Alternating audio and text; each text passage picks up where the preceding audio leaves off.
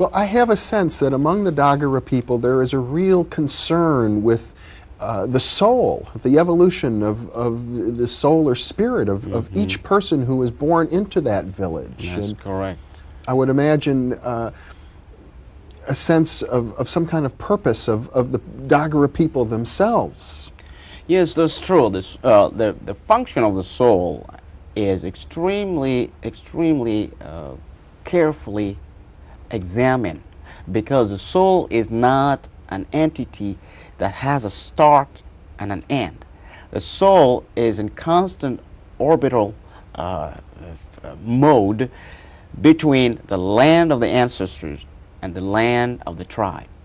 And so what happened is that the general impression that they give to the soul is that it goes to the ancestor in order to recharge itself and to build up a purpose or a plan, then takes on a spacesuit, enters the cosmos, into the tribe, execute that mission, then return back to brief or debrief among the ancestors, and to receive again new charges, new mission to be performed here.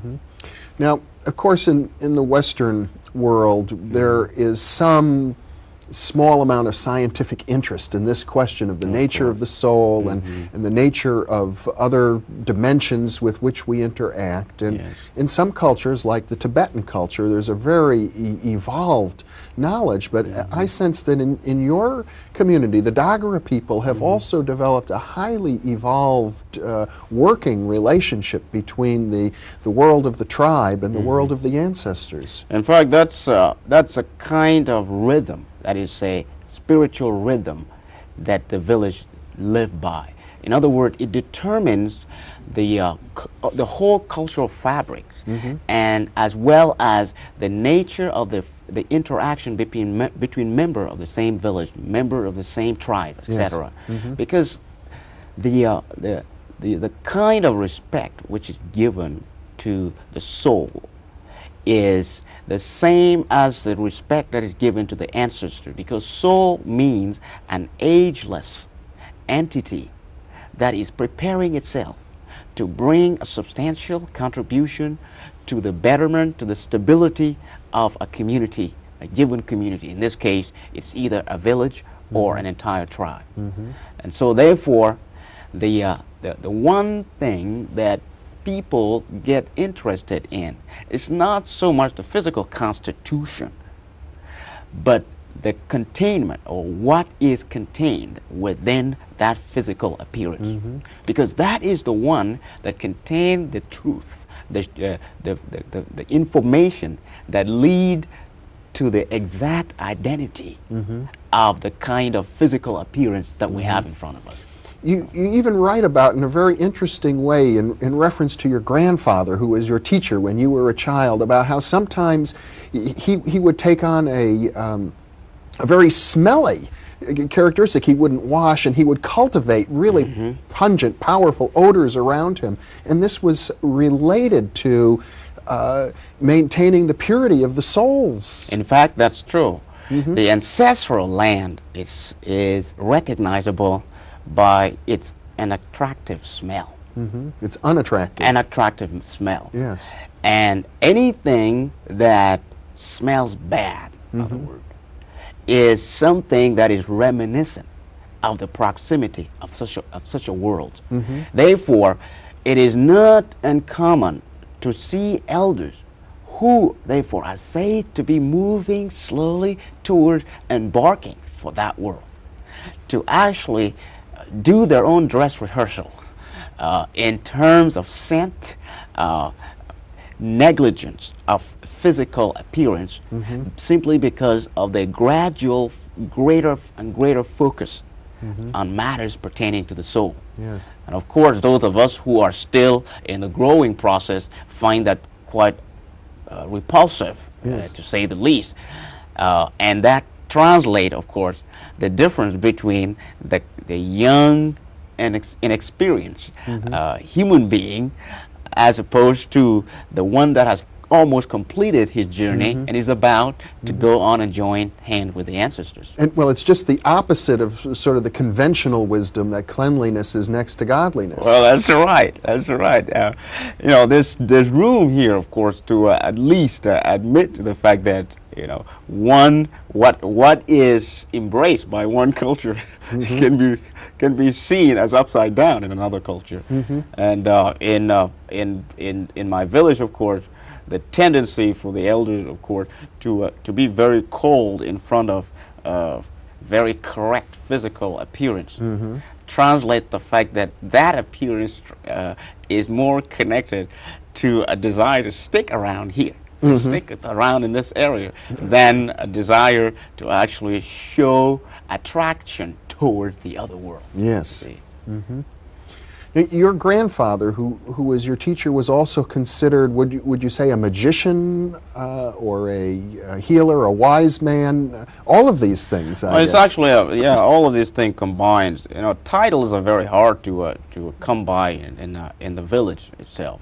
But he was seen as one of the depository of the values of the ancestors, the values of the tribe.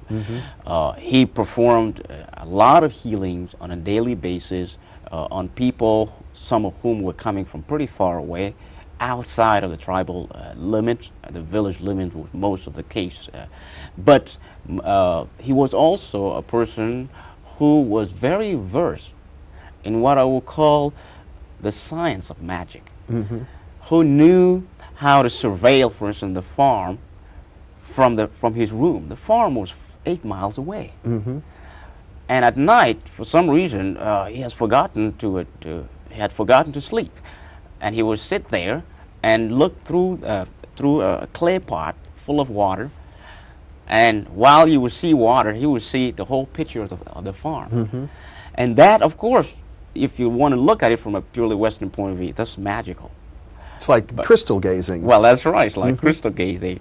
But it's also something that is based on certain subtle knowledge that only maybe a healer, a medicine man, and of course a priest of the traditional world is expected to know and to be able to demonstrate, not publicly, but at least to show that these are the means by which he assumes his responsibilities.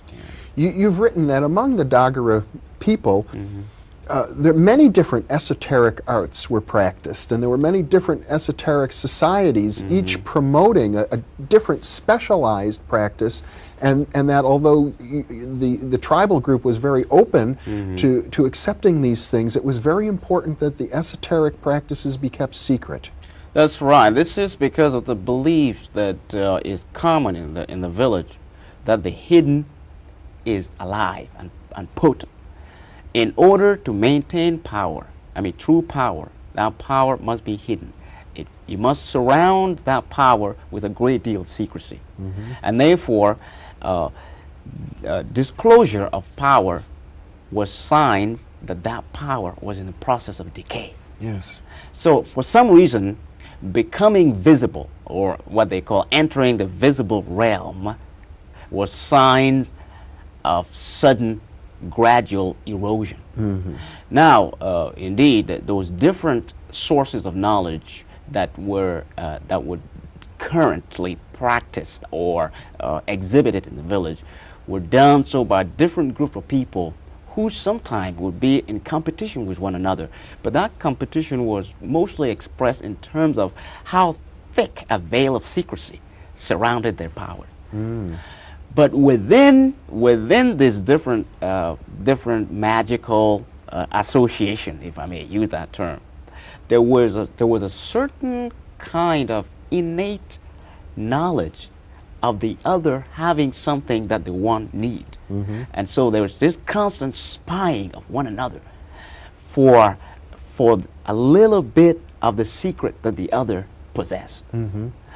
So it's really a very complex situation, because one never knows what is going on under the water. On the surface, everything looks fine, but underneath, where all the powers are wielded and played around. It was an extremely complex world indeed.